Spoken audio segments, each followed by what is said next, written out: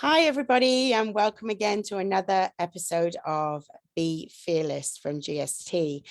Today is episode 9, and we are lucky to have Chris Salem with us this afternoon in the UK. It's morning, wherever you are. Maybe it's the evening, good evening, and maybe it's nighttime, good night. So wherever you're listening from today and watching us, I wish you a very good day.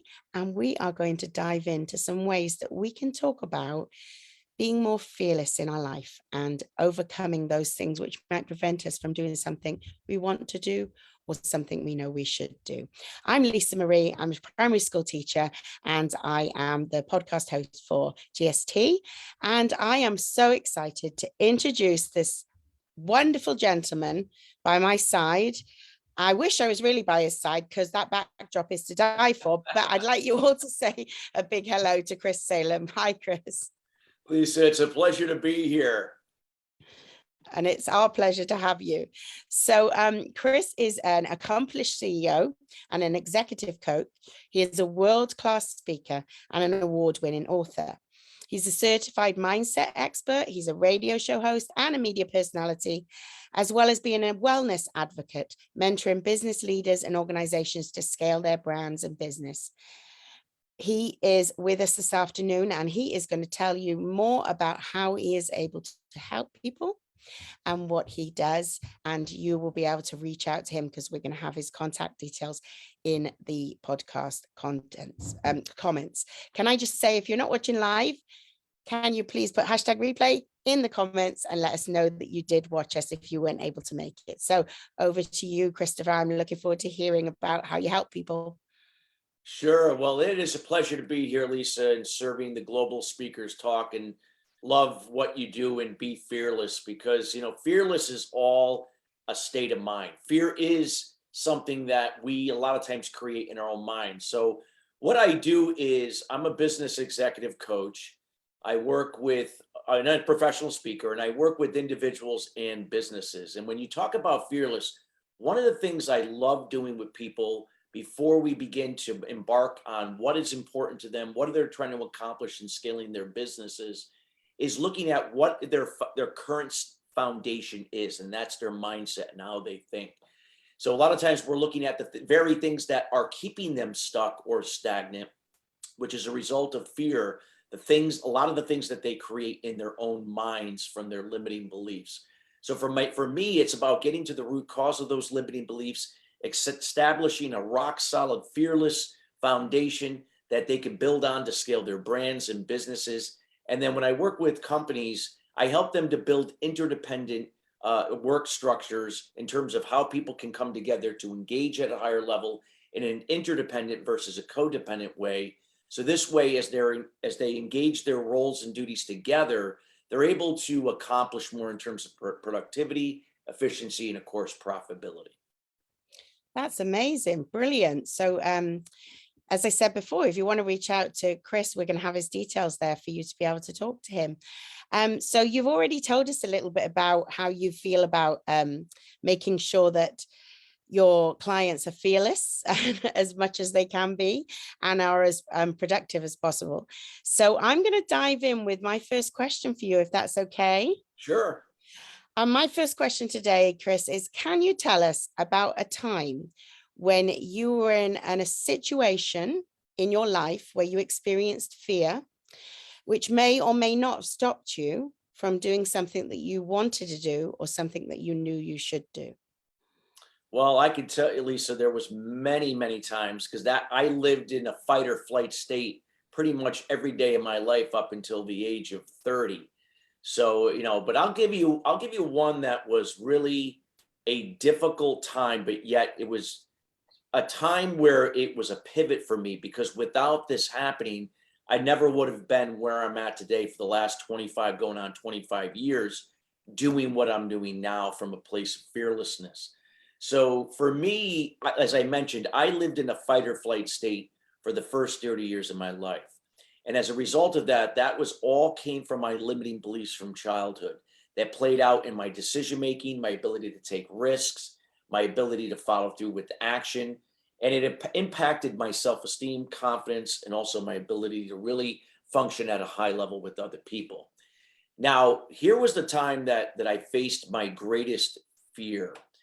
And I remember this time very candidly because it was during a time where my father had passed away at the age of 56 of lung cancer. And the day before he had died, I remember him looking at me. He could not speak, but I could hear his words.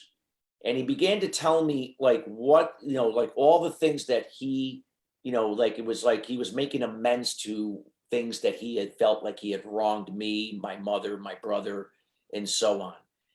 And while I was hearing this, like it began to bring up all these initially all these fears, like everything that I had operated my life from.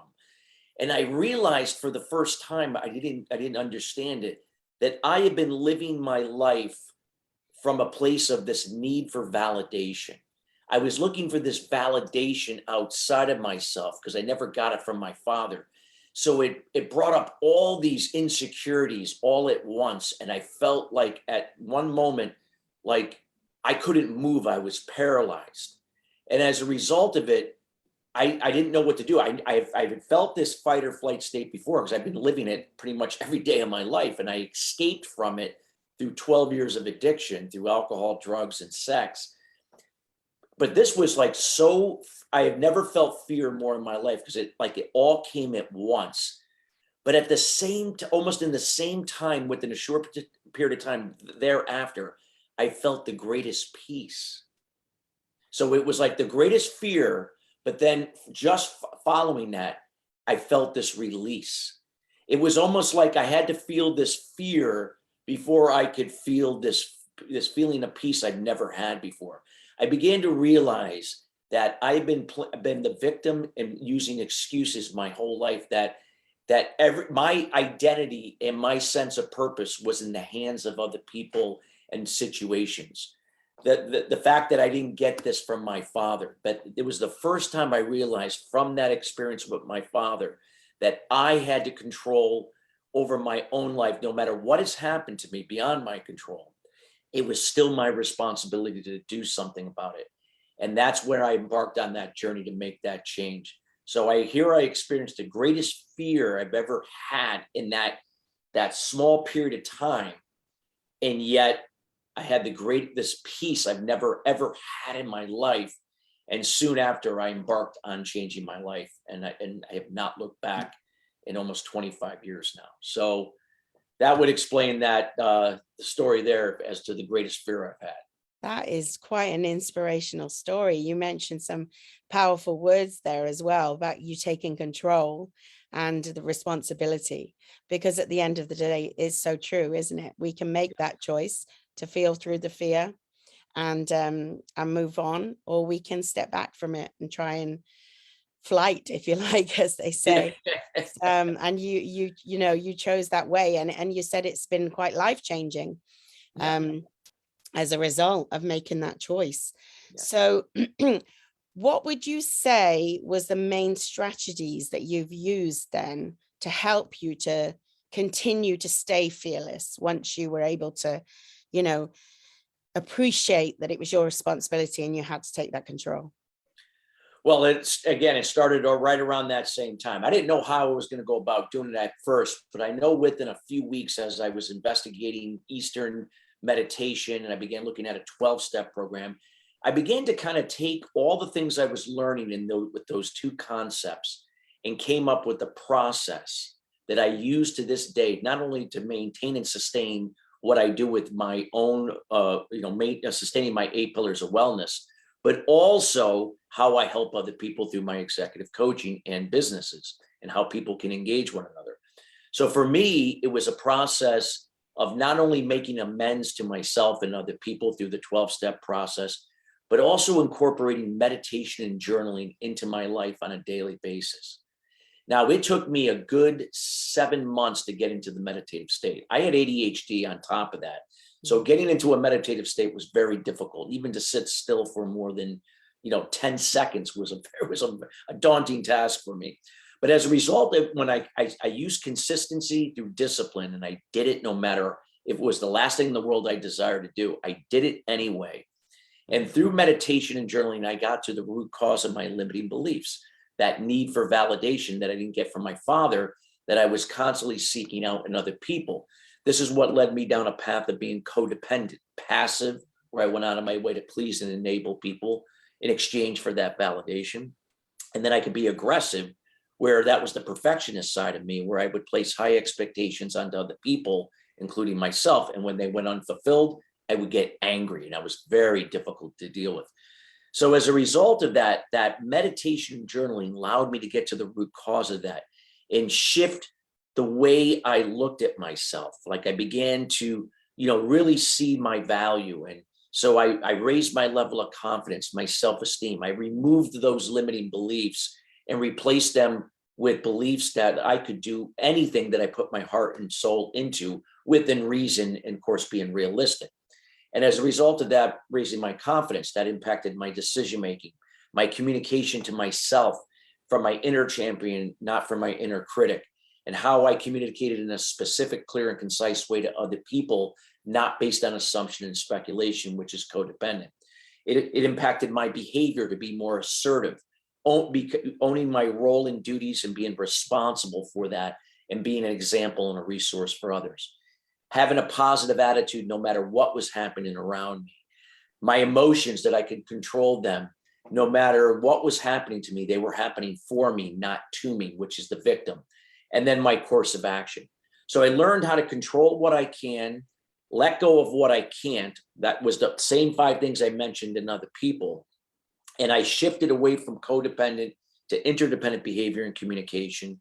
And as a result of that, that is what really has built me to the man I am today, and that I continue to be an example and a resource for others. So that would be, to answer that question, that was the process: meditation, journaling, having a daily routine, getting up at 4 a.m., meditating, journaling, writing down whatever came to mind, making my bed, exercise every day, planks every day, doing reading every day. So having that daily routine, which I still do to this day, I've never missed a day in 24 plus years, been doing it, that discipline and consistency, and learning to think in the moment, because in the past and the future, that's where fear resides.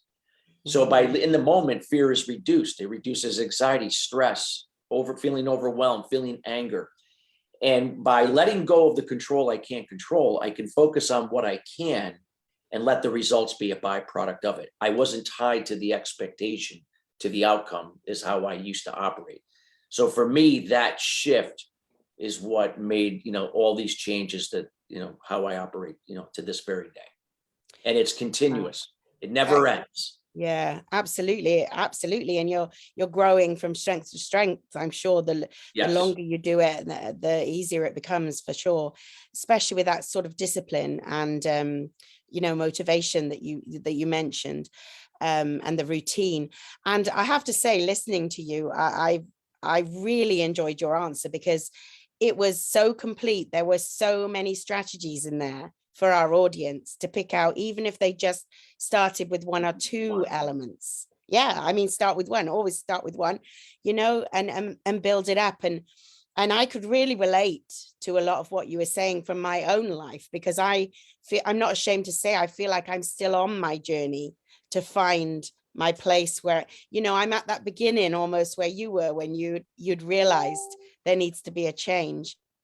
And relatively, it's just a year or so, and for me, listening to you talk was very it was very encouraging, and it lifted my spirit, because I think everybody wants to know that there's someone out there that's been through the same as them or felt the same as them. And I certainly hope that resonated with people who are listening as well. Thank you. And I'm so happy to hear about your journey, because it's a process, and just allow it to unfold each and every day. Like, learn to let go of the control you can't control, be in the moment, trust the process. And I'll tell you, that changed everything. It doesn't happen overnight. It took a while to get there, but I can tell you it's worth it. And you just keep doing it for the rest of your life. And being kind to yourself along the way too, because it's not always going to be that easy. You just have to keep following the process and keep going onwards and upwards. I love that answer. Thank you so much. So Christopher, do you have any current fears that you are like working on, or that you've recently had that you've had to push through? I would say that for me, I mean, there's always going to be, you're never going to eliminate fear completely. But can I say that my fear for the most part is pretty much what it wasn't 25 years ago? Yes, it completely changed. I would say that the fear that I always have is I know that I bring value each and every day by being the example and being resourceful for others. But it's saying to myself, are there any shortcomings that maybe I'm missing, that I could be a better dad? Could I be a better husband? Could I be a better contributor to my community, to the world, in terms of the things that I've dedicated my life to do? So there's always that saying, could I do more?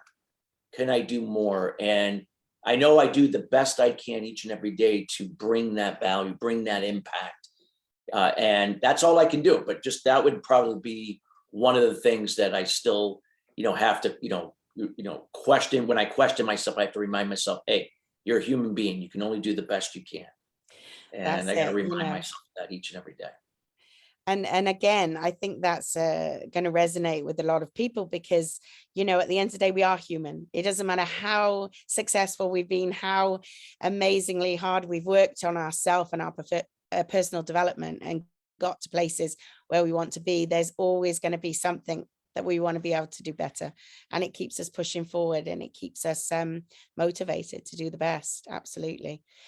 So what does how could you sum up the transformation that occurred in your life from then and now, so that people who are going through the process like me, I mean, I have to say, from a slightly selfish point of view, I wanted to do this podcast on this topic because it was part of my journey, and I want to hear from so many other people what they say about, being fearless, because there's so many people that are trying to make that change in their life. So how would you describe that to us? I would just say that, so it gives people a sense of hope. Sometimes for some people, we're dependent upon where they're at in their journey. What I'm about to say may not resonate with them because they're not feeling that way, because they're feeling like life is wrong them. Something horrific has happened to them. But here's the reality. Life in business is happening for you, not to you. Sometimes we have to go through trials and tribulations. As a matter of fact, you're going to go through trials and tribulations. Some people go through horrific things. Somebody could have been molested. They could have been raped. They could have been almost killed. They could have lost several businesses. They could have had 3 failed marriages, whatever that may be. But just knowing that every opportunity that we can grow and be to become more as a process. And the thing is when we don't learn from that, we end up having to repeat it through different situations, but usually the same kind of feeling, the same results. So it's a matter of what can we do to look at it from a different perspective, to see it as an opportunity that you can now not only help yourself, help your business, but be a huge impact for others and businesses through your example and being a resource to do that. So it's looking at this whatever you're going through and what you are going to become as a result of it, as it's happening for you, not to you. Yeah, I love that explanation. Definitely definitely agree. And also I like that again you brought it back to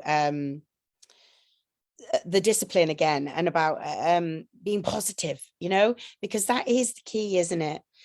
Find the positives in everything. It's going to really make a big difference in the journey that you're going on and that you've spoken about. So thank you for that. My final question for you is, well, you've already given us so much value and so many strategies and so many ideas that we can already run with. But if you had somebody now coming to you and saying, I don't think I can do it.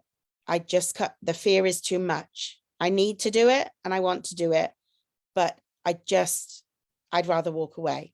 what would be the biggest bit of advice that you could give them to try and encourage them out of that state? I would say, just to start off, what are you afraid of? Why are you afraid? We're all human beings. We all bleed red. And there are people you've probably seen out there that have gone through horrific things and yet come out on the other side of the rainbow. They're no different than you. What is keeping you from being afraid to move forward? And I know sometimes that may not resonate with somebody at first, but it's just getting, you have to relate. That person has to feel related to and understood. You have to be able to build that rapport with that person based upon a shared value or values, and through the rules that they like to be communicated to. Once you build that rapport, they're more likely to now be more open through talking more about it, that you can finally get to what's really important, that you can finally get them to move through eventually that fear and to face it. Because here's the reality, there's no way around it.